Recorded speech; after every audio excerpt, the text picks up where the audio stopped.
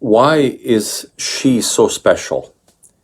We have so many amazing prophets, saints of the Old Testament, and we have amazing and awesome saints of the New Testament. One of the greatest prophet is Saint John the Baptist. He baptized Christ.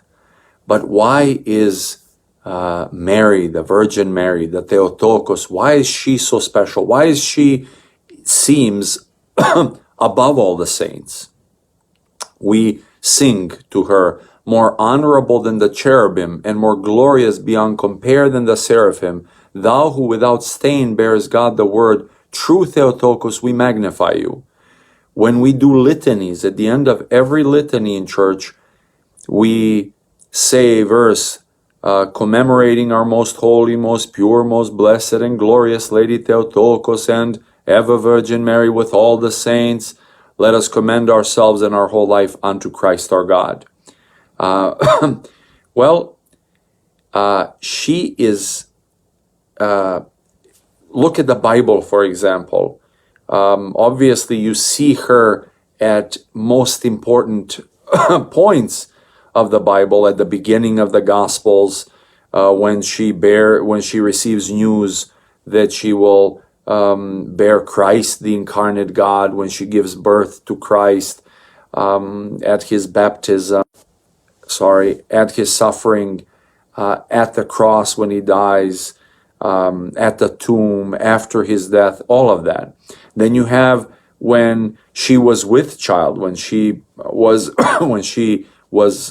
for lack of a better explanation, pregnant with Christ. You have this encounter that we read in, let's say, Gospel of Luke, chapter 1, where the Virgin Mary comes out to meet Elizabeth, the one who will give birth to the greatest prophet among the prophets, John, who baptized Jesus. They meet together, and Mary greets Elizabeth, and soon as she hears the greeting, the baby in her stomach starts jumping up and down from joy. And Elizabeth says to Mary, "Blessed are you among women, and blessed is the fruit of your womb." And then later on, Mary says about herself, at least it seems that way, many generations shall call me blessed. She sings the song to the Lord, and in that song she says, many generations will call me blessed, as we have been calling her almost blessed in every single service that we do. Not almost, but every service that we do. She is truly amazing in many ways. And I have to say, before I go on, you will never see Mary in the Orthodox Church without Christ in her center. So even though she is special, and even though she is above all the saints, if you could say it that way, and even though she is the first among the saints, and there's a reason for it, and I'll tell you what the reason is, still, it's not about her, but it's about him. It's about Christ. In fact, many of the icons, she's pointing her hand at him, or she's holding him in such a way that he is in the center of her being. Many times we confuse things and we call certain icons that they are the icons of the Virgin Mary, but they're actually icons of Christ, if we want to be completely clear. In the Orthodox Church, you will not find an icon of the Virgin Mary by herself. That's almost impossible. In fact, it's somewhat non-canonical. It's not right. It's not correct. Maybe in the Roman Catholic Church you may find that, but in the Orthodox Church you will not. If you do, it's we sometimes say it's semi-canonical or semi-right. And a lot of times people do that for different reasons, because they truly appreciate her help. They appreciate her intercession.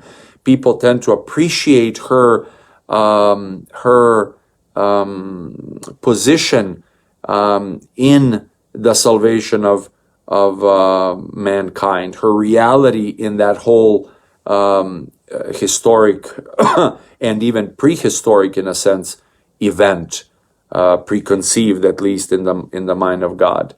I saw an icon. In fact, today one little girl had an icon of the Virgin Mary as a little girl, just by herself. That's very rare to see, and that was done by, I believe, it's being painted in the Russian Orthodox Church, and sometimes people tend to do things of that nature simply because they love her very much as well.